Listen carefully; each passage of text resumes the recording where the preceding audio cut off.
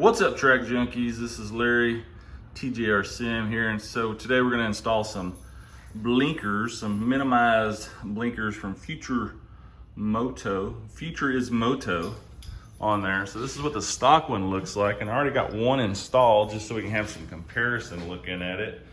But yeah, what a big difference is. One over here on the right, of course, is the new slimline blinker. And the one on the left is, of course, this stock one. So just weight savings alone is pretty big, plus aerodynamics, if you care about that. But I'm gonna end up going with some bar end mirrors that are coming in soon, or tomorrow actually. So I went ahead and installed these on tonight. But it looks really, really slick, super easy to install. So yeah, let's check it out. I don't have weights for this, but this weighs practically nothing. It's so light compared to this big honking mirror here that comes off. So be sure to keep your screws that comes off the stock mirror and retain them, because you cannot use those. It comes with new screws in the kit. But and then of course, you know, just keep your rubber and stuff here. But the nice thing is you see this nice little plug that comes on stock mirrors. Well, FUTURISMOTO also gave you the exact same standard plug. So, but look at these things though. They're, man, high machined detail. I mean, just CNC machined with a little circuit board in there.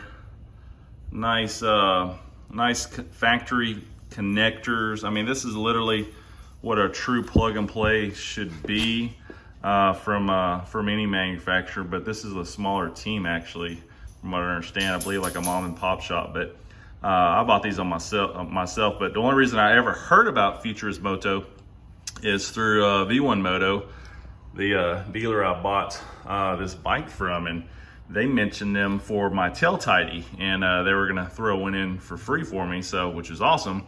But they were on back order, so I happened to run across, I found their site, and of course got on their watch list for the tail tidy, which that's on the way as well now. And these came up, so I figured I'd grab these while I could. If I didn't like them, I could easily sell them on eBay for probably at cost as well. But no, I do like them. They look really good. The quality of craftsmanship here is just really, really good. I mean, look at the CNC machining on it, and this, I mean, even into the plastic housing there. It's nice, very nice, superb job. So fits in there perfectly into the bike as well, and it comes with the 2 screws that you need back there. Add a little Loctite and you're good to go. Let's set that down for a second and grab the instructions. Of course, the instructions are not like most people where they say go online and download them. No, instead they include a nice printed out copy of the instructions for you in color.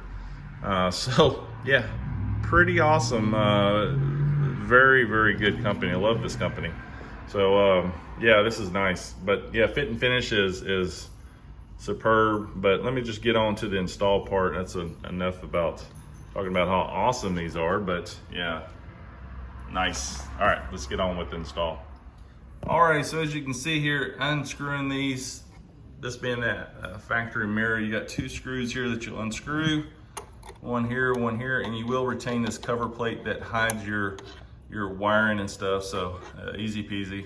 I'm gonna take these 2 screws out and show you the next part. So again, that's what it looks. That's what it looks like. They're unscrewed. Of course, you know, your stock piece comes out with screw in it. You retain this, but you won't use the screws. And you'll want to just take your little screwdriver and unclip that right here to be able to slide it out. I need 2 hands because I got to hold my mirror so it don't fall on the ground, but just unclip it right there, pull it out. Alrighty, so this is what it looks like after you take it out. If you want to, you can retain the stock rubber piece that came off of here. I actually had it on the other mirror, but I'm going to take it off and put it on it for the other side here real quick too, just to limit some vibrations that you get. But yep, retain the stock gasket there. Slide that back into the hole, wiggle it on through. It's a tight fit. You may, the instructions say you may have to trim a little bit of the plastic to get that through, but that is not the case for me. But you can see how easy it fits in there. Pretty nice. And clip them back together. Put this in camera here. Let me see.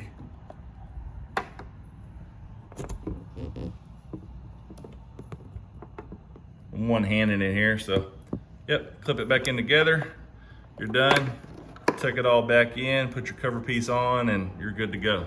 Just screw it on down with these supplied screws. Can't be any easier. All right, we'll go have an overview on this now.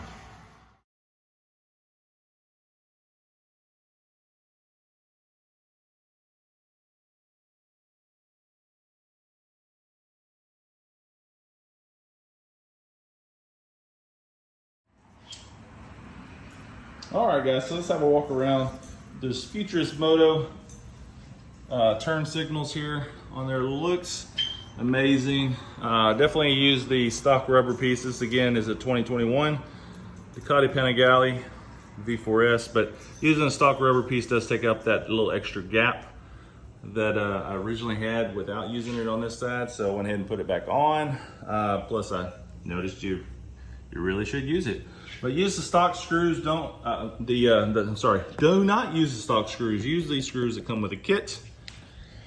Stock screws are too long and they would separate these pieces if you try to screw them in. So, but yeah, nice clean finish there. Just looks like it's a factory done installed piece there.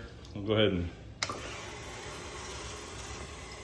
turn them on, put the hazards on for you so you can see what it looks like. So yeah, looks really, really good.